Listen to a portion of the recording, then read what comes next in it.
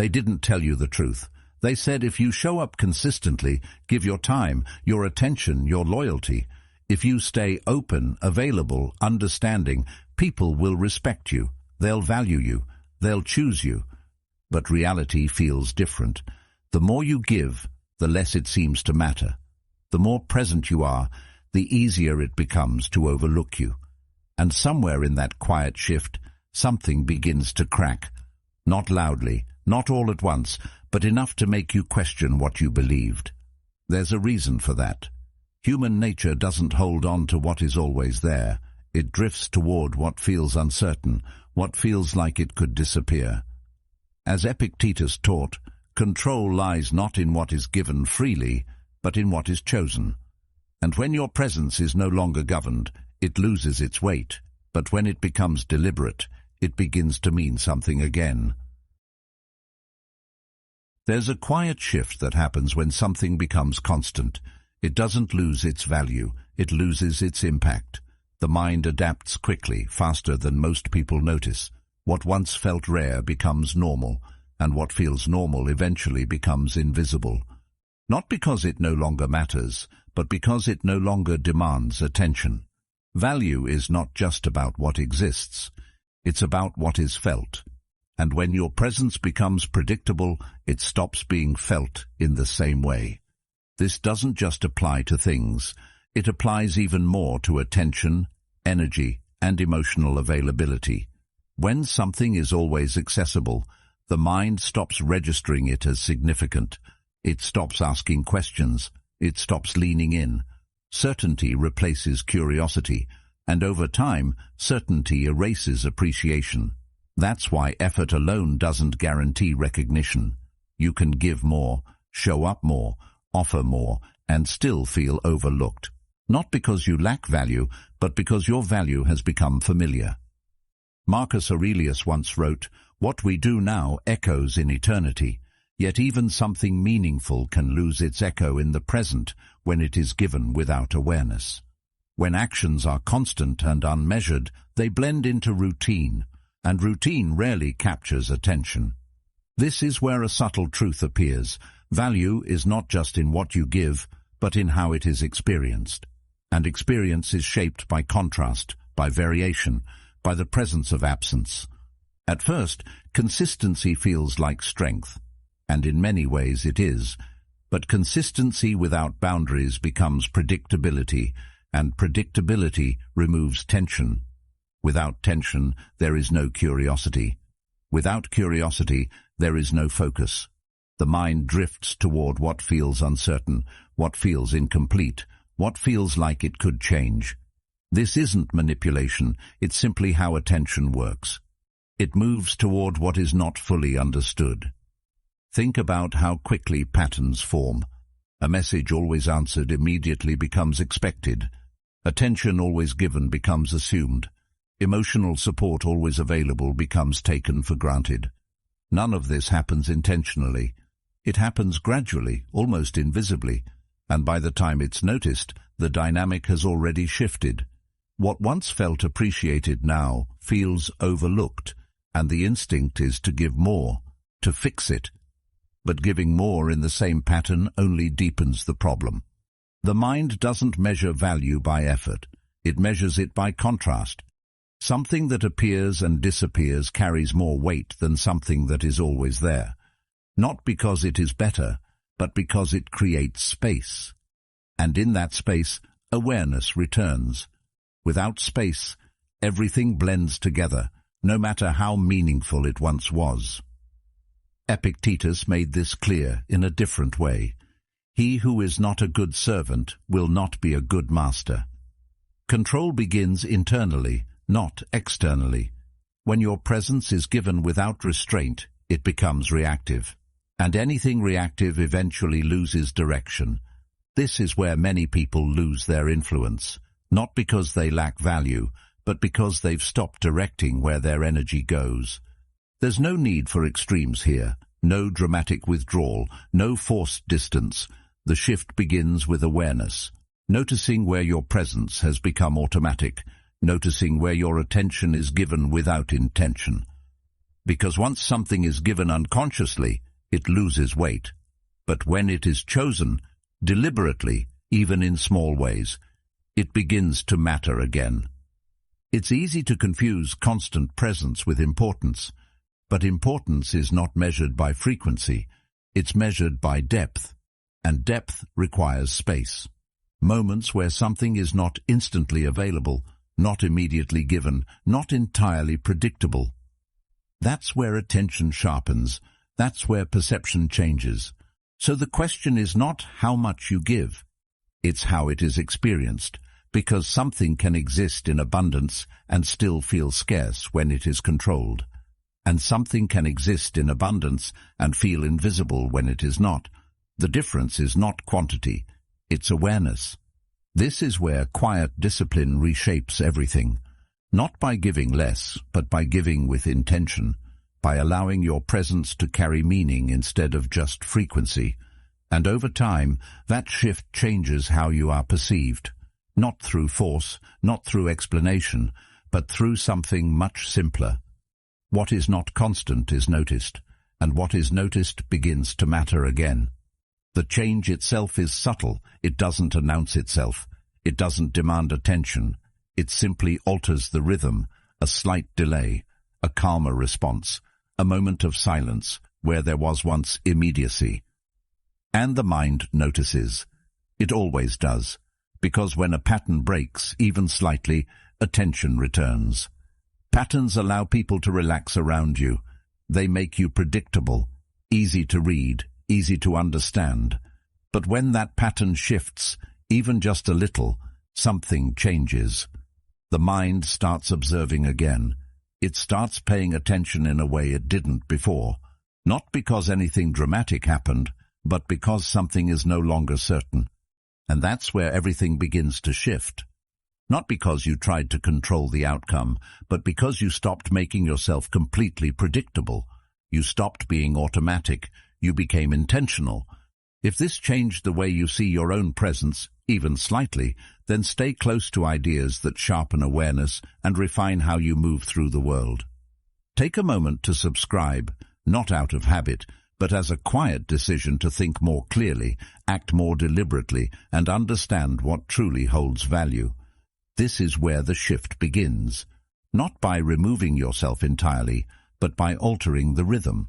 A slight delay where there was once immediacy, a calm response where there was once predictable emotion, a moment of silence where there was once constant engagement. These are small changes, but they carry disproportionate impact, because the mind is highly sensitive to disruption. It notices when something familiar becomes uncertain. It reacts when patterns break, not because the change is dramatic, but because it interrupts expectation. Seneca once wrote, "Luck is what happens when preparation meets opportunity." But there is another layer to this idea. Attention follows what feels uncertain. When everything is expected, there is no opportunity for attention to grow. It stays flat, predictable, unremarkable. But the moment expectation is interrupted, even slightly, the mind shifts. It leans in. It starts observing again. That's not manipulation. It's simply the nature of focus. The mistake most people make is thinking they need to do more to regain attention. More effort, more presence, more explanation. But more of the same pattern only reinforces predictability, and predictability removes curiosity. When nothing changes, nothing stands out. So the real shift is not about adding, it's about adjusting, about creating just enough variation to break the automatic flow. This doesn't mean becoming inconsistent in a chaotic way. It's not about randomness or confusion. It's about controlled unpredictability, a kind of presence that feels steady but not fully readable. Because when someone can't fully predict you, they can't fully relax around you. And when they can't relax, they pay attention. Their mind starts filling in gaps, trying to understand what changed, what it means, what comes next. That mental engagement is what was missing before. There's a quiet discipline required here. It's not about reacting differently because of emotion. It's about choosing responses with intention. That difference matters more than it seems. When behavior shifts from reaction to decision, it carries a different energy. It feels grounded, not impulsive. And that grounded presence is harder to ignore because it doesn't follow the same predictable script. Carl Jung once observed, "Until you make the unconscious conscious, it will direct your life and you will call it fate." Patterns operate in that unconscious space. They guide behavior without being questioned, but the moment they are seen, they can be changed. And that change doesn't require force. It requires awareness. Noticing where behavior has become automatic, where responses are no longer chosen but expected. As that awareness grows, something subtle begins to shift. You start to notice how small changes create different reactions, how a delayed response draws more attention than an immediate one, how silence can create more curiosity than explanation, how calmness can disrupt expectations more than emotional reactions. These are not tricks. They are reflections of how the mind processes uncertainty. And uncertainty, when used with control, becomes a powerful force. It doesn't need to be exaggerated. It doesn't need to be obvious. In fact, the less visible it is, the stronger its effect. Because the mind doesn't react as strongly to what it understands as it does to what it cannot fully explain. That's where attention deepens. That's where focus returns. There's also a deeper shift happening beneath all of this. It's not just about how others perceive you. It's about how you relate to your own behavior. When you stop acting out of habit and start acting with intention, you reclaim a level of control that was previously unnoticed. Your presence becomes something you direct, not something that simply happens. And that internal shift changes everything externally without needing to force it. The rhythm changes, and with it, the dynamic changes. Not abruptly, not dramatically, but steadily. Others begin to adjust, often without realizing why. They respond differently because the pattern they relied on is no longer there, and when the pattern disappears, attention replaces it. That's the quiet power of breaking predictability, not to confuse, not to manipulate, but to restore awareness where it was lost. And once awareness returns, everything feels different. Interactions carry more weight. Presence feels more intentional. Responses feel more considered. Not because anything extreme was done, but because something subtle was changed. The rhythm is no longer automatic, it's deliberate, and that difference, though small on the surface, reshapes how everything is experienced. The moment something changes, even slightly, the mind reacts. Not loudly, not always consciously, but it reacts. It begins to search for meaning in the shift. Not because anything was clearly stated, but because something was left unsaid. That absence becomes noticeable. And once it's noticed, it creates a quiet tension, not the kind that feels chaotic, but the kind that pulls attention inward, the kind that makes the mind pause and start asking questions on its own. This is where most people lose their advantage without realizing it. The moment that tension appears, there is an instinct to resolve it, to explain, to clarify, to fill the silence so nothing is misunderstood. It feels natural, it feels responsible. But in doing that, something important is, because when the unnecessary is no longer carried, what remains becomes clear. There is a quiet habit that goes unnoticed because it feels intelligent, even responsible. It is the constant forming of opinions about everything that appears in front of you. A situation unfolds, and the mind reacts. A decision is made by someone else, and the mind evaluates it. A piece of news, a passing comment, a distant event. Each one invites judgment, and without hesitation, that invitation is accepted. It feels natural, it feels like awareness, but over time, something subtle begins to happen. The mind becomes crowded, not with what is necessary, but with what is irrelevant. This is where the misunderstanding begins. Many believe that having a stance on everything is a sign of awareness, of engagement with the world. But awareness does not require constant judgment. In fact, excessive judgment often distorts awareness. It adds layers where none are needed. It turns observation into interpretation, and interpretation into attachment. And once attachment forms, the mind is no longer free to move. It becomes anchored to things that have no real connection to its path. Epictetus captured this idea with precision when he said, "If you want to improve, be content to be thought foolish and stupid." There is a quiet strength in that statement.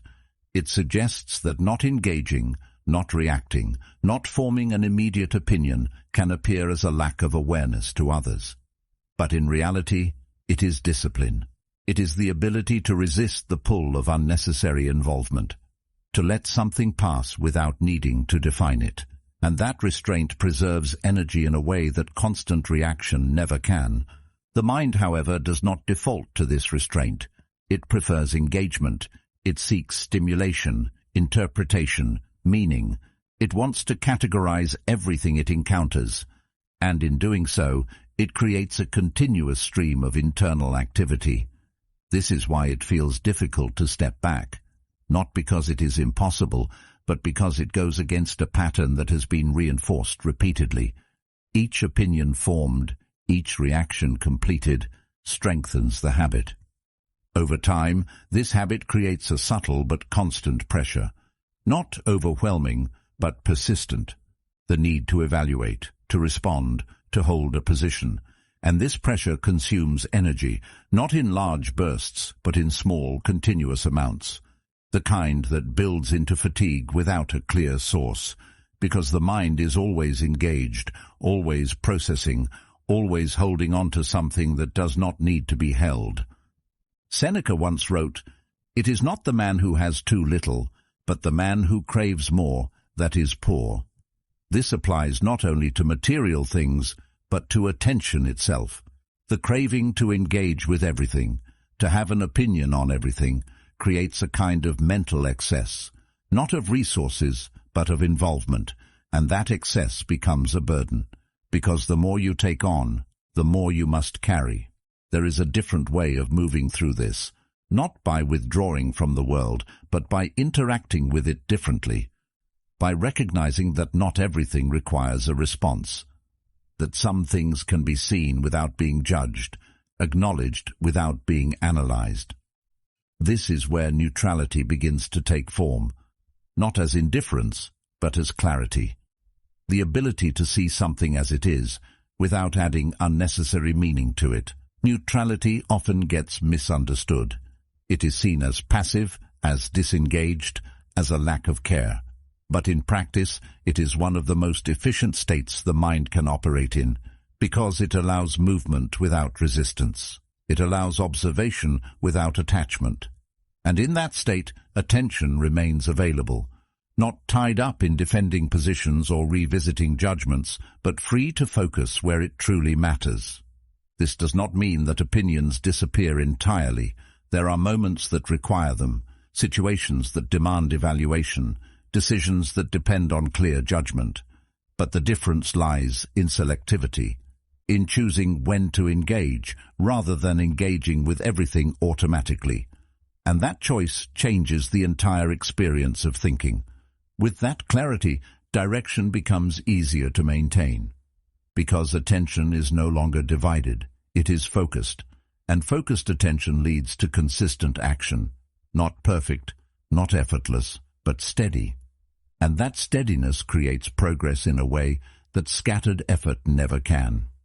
It becomes clear then that the goal is not to eliminate thought, but to refine it, to reduce the unnecessary, to keep only what serves a purpose.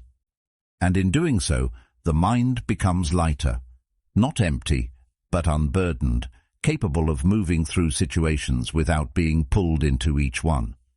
There is a quiet freedom in that, the ability to encounter something and let it pass, to see without needing to define, to remain unaffected by what does not belong to your path. And over time, this freedom becomes a kind of stability, not dependent on circumstances, but rooted in how you engage with them, Because when you stop carrying what is not yours, you begin to see clearly what is. There is a difference between feeling and carrying, and most people blur that line without noticing. Emotions arise naturally. They move through you, respond to situations, reflect what is happening in real time, but somewhere along the way, that natural process becomes extended. What should pass begins to stay. What should be observed begins to settle, and slowly, almost invisibly, you begin to carry more than you need to. Not because life demands it, but because you have become used to holding on to what was never meant to remain. It starts in small ways. Someone is tense, and you absorb that tension. A conversation shifts, and you carry it with you long after it ends. Something goes slightly wrong, and instead of adjusting and moving forward, it lingers in your mind, coloring everything that follows. None of these moments are significant on their own, but together they create a pattern, a steady accumulation of emotional weight that builds throughout the day, then carries into the next. This is where exhaustion begins to take shape. Not from physical effort, not from real challenges, but from the constant presence of unresolved emotional residue. It is subtle enough that it often goes unnoticed, but persistent enough that it cannot be ignored. You feel it in the way your thinking slows down, in the way your reactions become heavier, in the way even simple tasks start to feel more difficult than they should. And yet, when you look for the source, nothing seems large enough to justify it. Marcus Aurelius once wrote, "If you are distressed by anything external, the pain is not due to the thing itself, but to your estimate of it." That estimate is what turns a moment into a burden. It is what extends the lifespan of an emotion far beyond its natural duration. Because the event itself is brief. It happens, and then it is gone. But your interpretation of it, your continued engagement with it, that is what keeps it alive. And as long as it remains active in your mind, it continues to consume energy. The difficulty is not in recognizing this once it is pointed out. It is in noticing it while it is happening. Because the process feels automatic. A reaction occurs, and before you can observe it, you are already inside it, already thinking about it, already feeling it, already carrying it forward. And by the time you become aware of it, it has already taken root. This is why so many people believe that emotional weight is unavoidable, because they only see it after it has already been accepted. Seneca once observed, "We are more often frightened than hurt, and we suffer more from imagination than from reality." That suffering is not always dramatic.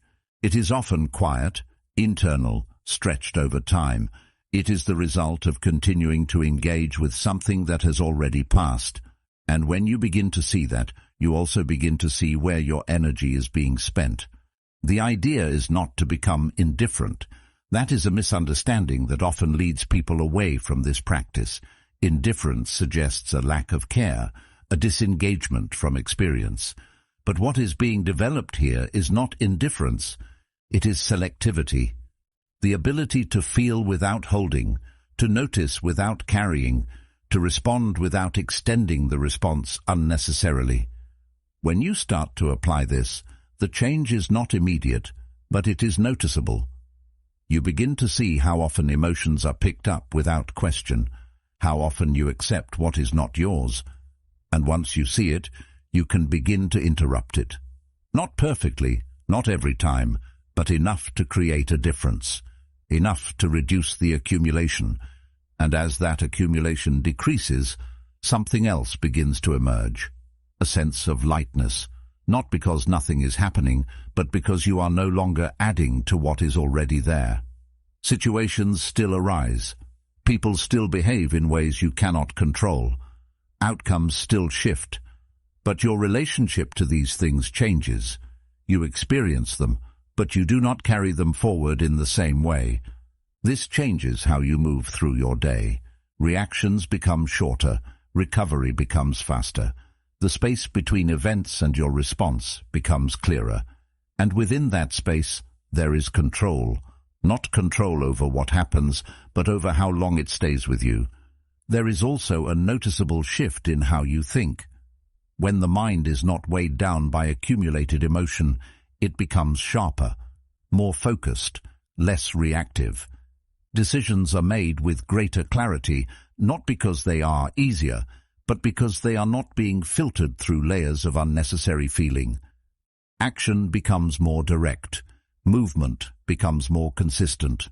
Over time, this practice becomes less effortful. What once required conscious attention begins to feel natural. The mind starts to release things more easily. It no longer assumes that every emotion must be held, every reaction must be extended. It begins to trust that letting go is not a loss, but a form of efficiency. And this efficiency changes everything, because energy that was once spent on carrying is now available for doing, for focusing, for building. The difference is not always visible from the outside, but it is clear internally. There is less friction, less resistance, more flow between thought and action. It becomes clear then that emotional weight is not determined by the world, but by your interaction with it. Not by what happens, but by what you continue to hold. And once you begin to release what is unnecessary, you realize how much of that weight was optional all along. There is a quiet pattern that shapes most days, and it rarely comes from anything significant. It comes from small things. A short comment that lingers longer than it should, a delay that interrupts your rhythm, a minor inconvenience that shifts your mood just enough to affect what follows. None of these moments are large enough to define the day on their own, but they do not exist in isolation. Each one leaves a trace, and those traces begin to accumulate. What starts as a minor disruption becomes a series of interruptions, and those interruptions begin to fragment your focus. At first, it feels manageable. You notice the disruption, you react, and you move on. But the reaction does not always end when the moment passes. It carries forward. It stays in your thinking. It influences your next action. It colors your next interaction. And by the time another small disruption appears, your state has already shifted. Not dramatically, but enough that your response is slightly different, slightly heavier, slightly less focused. And this continues throughout the day. What makes this difficult to recognize is how insignificant each moment seems. None of them appear worthy of attention when viewed alone, but together they form a pattern that shapes your experience more than any single major event. Because consistency, even in small things, has a compounding effect, and when that consistency is built on reaction rather than intention, it slowly pulls you away from what you were originally. Epictetus once said, "Don't demand that things happen as you wish, but wish that they happen as they do happen, and you will go on well." There is a kind of stability in that perspective.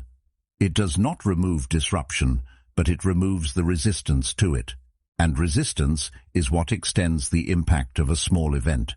The delay itself is brief, the comment itself is momentary, but the resistance to it, the internal push against what has already occurred, that is what gives it duration. When you resist, you stay connected to the disruption. You replay it, you analyze it, you respond to it again internally, and in doing so, you keep it active. What could have been a passing moment becomes something that follows you, not because it needs to, but because you have given it continued attention, and attention, once given, tends to sustain whatever it is directed toward. Over time, this pattern creates a noticeable effect. You remain busy, constantly moving, constantly doing something, but at the end of the day there is a sense that nothing meaningful has progressed. Not because there was no effort, but because the effort was divided, pulled in different directions by a series of small reactions, each one taking just enough focus to disrupt momentum, but not enough to seem significant on its own.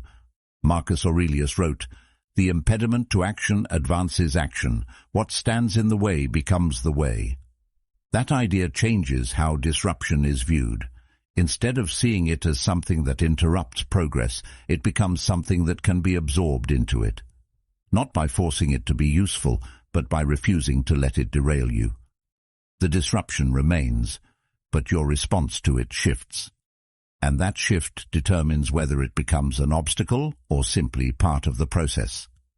This is where control begins to reappear. Not through eliminating what interrupts you, because that is not possible, but through stabilizing your response to it. When your state remains steady, the disruption loses its power to extend beyond its moment. It happens, it is acknowledged, and then it passes. It does not follow you into your next action. It does not alter your focus. It does not become something you carry. There is a difference between noticing something and being moved by it. Noticing is neutral. It allows you to see what is happening without becoming entangled in it. Being moved by it, on the other hand, shifts your internal state. It pulls your attention away, it alters your thinking, it changes how you act. And once that shift occurs, it takes time to return to where you were. That return is often overlooked. People tend to measure the cost of a disruption by how long it lasts in the moment, a few seconds, a few minutes. But the real cost is in the recovery, in the time it takes to regain focus, to rebuild momentum, to return to a state of clarity. And when disruptions happen repeatedly, that recovery process becomes continuous. You are always trying to get back to where you were, but never fully arriving. When you begin to see this clearly, the importance of your response becomes more apparent. Not in a dramatic way, but in a practical one. Each moment presents an opportunity to either extend the disruption or allow it to end. And that decision, though small, shapes everything that follows. Because your state determines your next action, and your next action determines your direction. This is not about becoming unaffected by everything. That is neither realistic nor necessary. It is about reducing the duration of your reaction, about allowing things to pass through your awareness without taking hold. And this is a skill that develops over time. With practice, you begin to notice the moment a reaction starts, the moment your attention begins to shift, and in that moment you can choose not to follow it further. As that choice becomes more consistent, the difference becomes noticeable. Your focus holds longer. Your actions become more continuous. The day feels less fragmented, less reactive, not because fewer things happen, but because fewer things are carried forward. And that creates a sense of flow that was previously interrupted. It becomes clear then that the goal is not to control what happens around you, but to stabilize what happens within you. Because when your internal state remains steady, external disruptions lose their ability to redirect you. They become part of the environment, not forces that dictate your movement.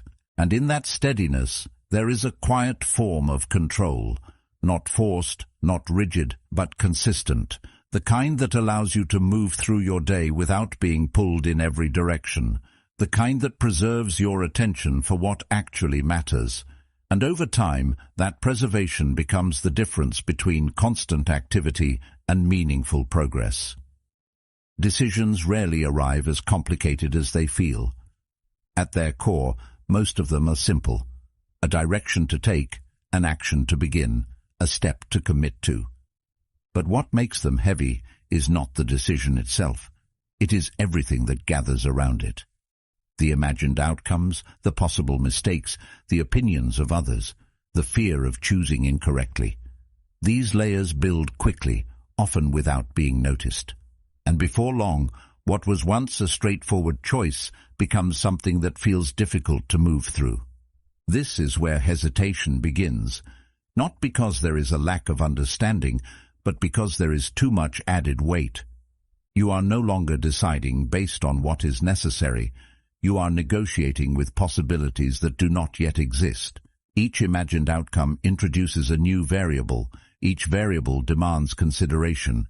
And with each added layer, the decision becomes more complex, not in reality, but in perception. The mind begins to loop.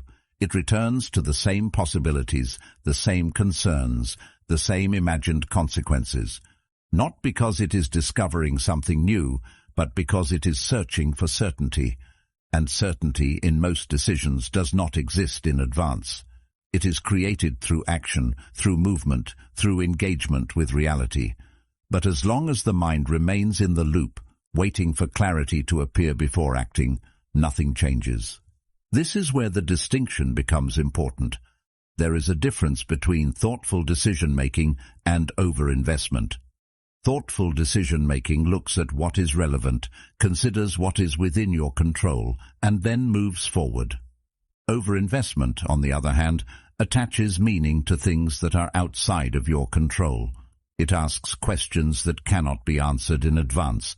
It tries to solve outcomes before they have occurred, and in doing so, it creates a sense of difficulty that was not originally there.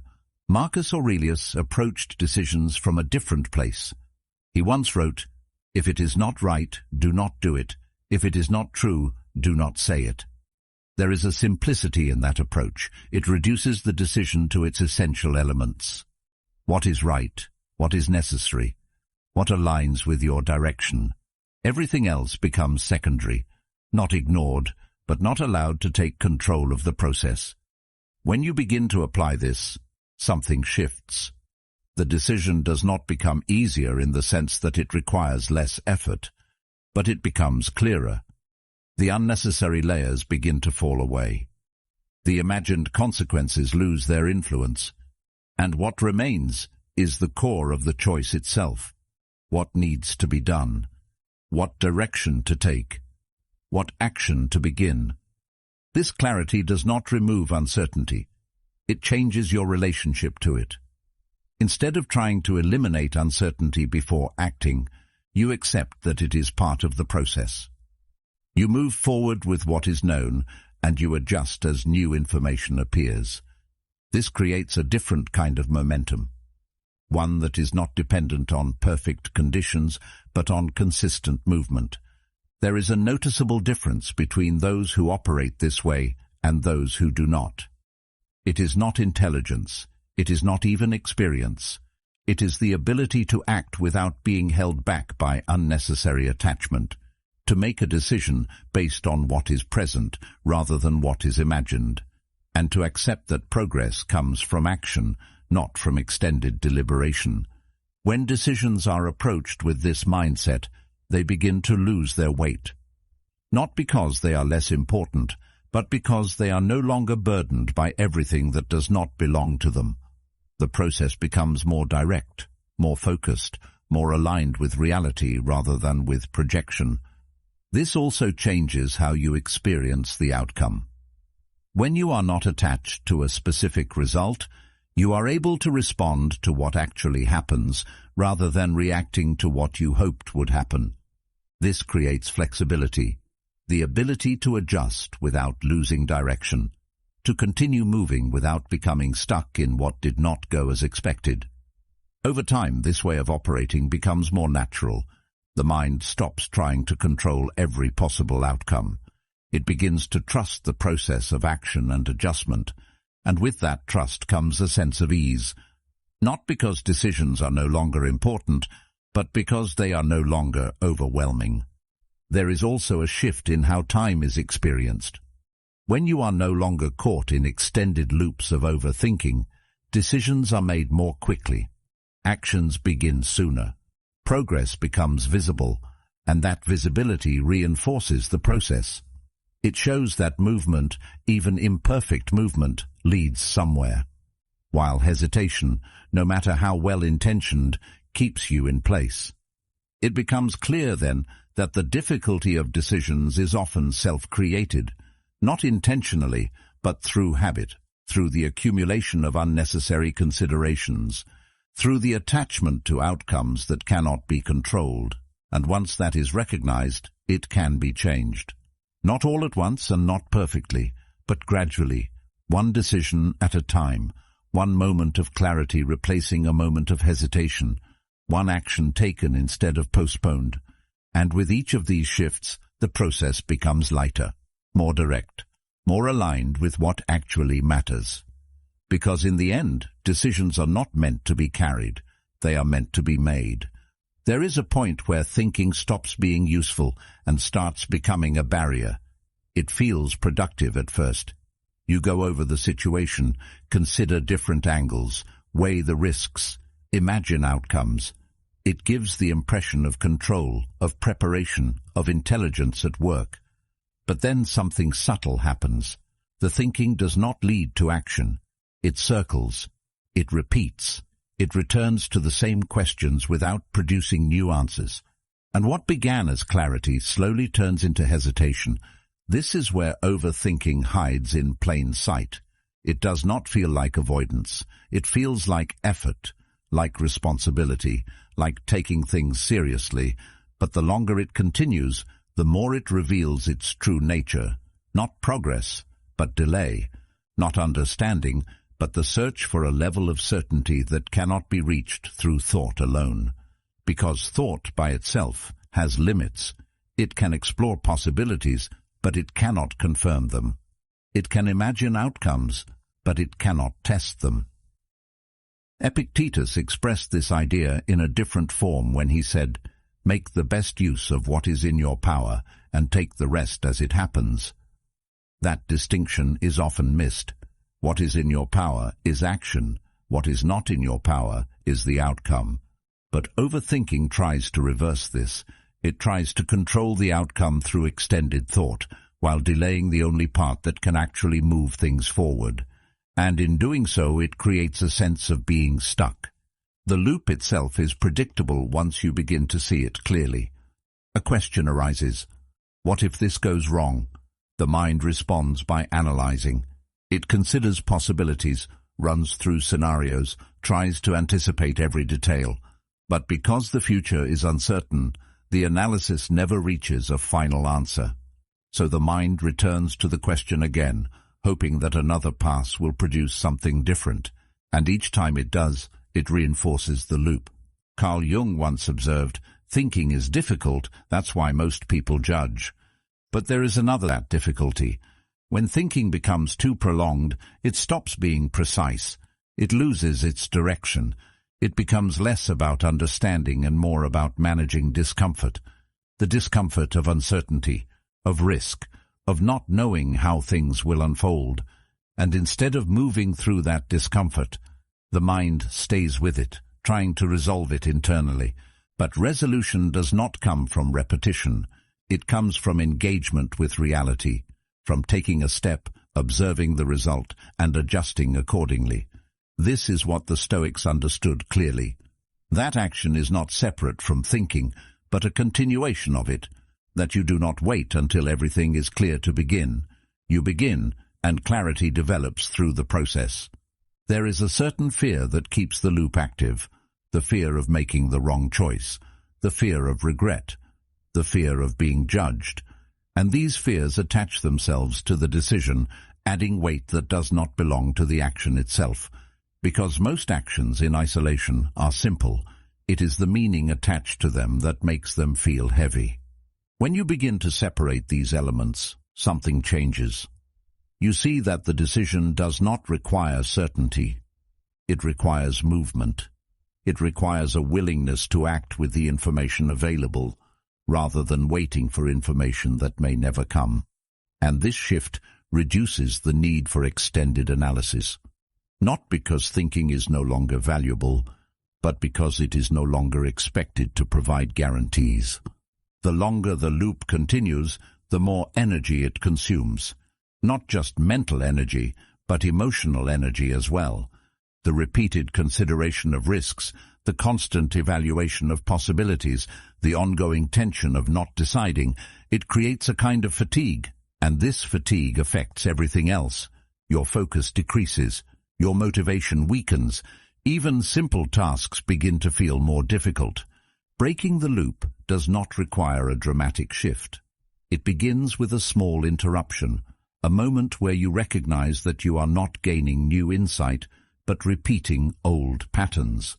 And in that moment, instead of continuing, you act. Not perfectly, not with complete confidence, but with enough clarity to move forward. And that action, however small, changes the pattern. Once action is taken, something new enters the process. Feedback, real information, not imagined, not projected, but observed. And that feedback provides more clarity than any amount of internal analysis could. It shows what works, what does not, what needs to change. And with that, the need for speculation decreases. Over time, this changes your relationship with thinking itself. It becomes more focused, more intentional. You think to understand what is necessary, not to eliminate all uncertainty. You think to prepare for action, not to delay it. And this makes thinking more effective, not less. There is also a shift in how you experience uncertainty. It no longer feels like something that must be resolved before you can move. It becomes something you move with, a part of the process rather than an obstacle to it. And this reduces the pressure that often leads to overthinking in the first place. As this becomes more familiar, the loop loses its strength. It may still appear, but it does not hold you in the same way. You recognize it sooner, you interrupt it earlier, and you return to action more quickly. Not because the situation has changed, but because your approach to it has. It becomes clear that overthinking is not a sign of depth, but of hesitation. A hesitation that has been extended through repetition. And once that is understood, it can be reduced. Not by forcing the mind to stop, but by giving it a different direction, one that leads outward, into action, rather than inward, into endless loops. Because in the end, clarity is not found by thinking longer, it is found by moving forward. Control was never about the world becoming easier. It was about you becoming steadier. When the noise fades, when the weight drops, when the need for everything to go your way disappears, something powerful remains: clarity. And from that clarity, every step becomes more direct, more intentional, more yours. If this shifted something in you, don't let it end here. There's another video on your screen that will take this even deeper. Watch it while this mindset is still fresh. And thank you for being part of Stoic Journal.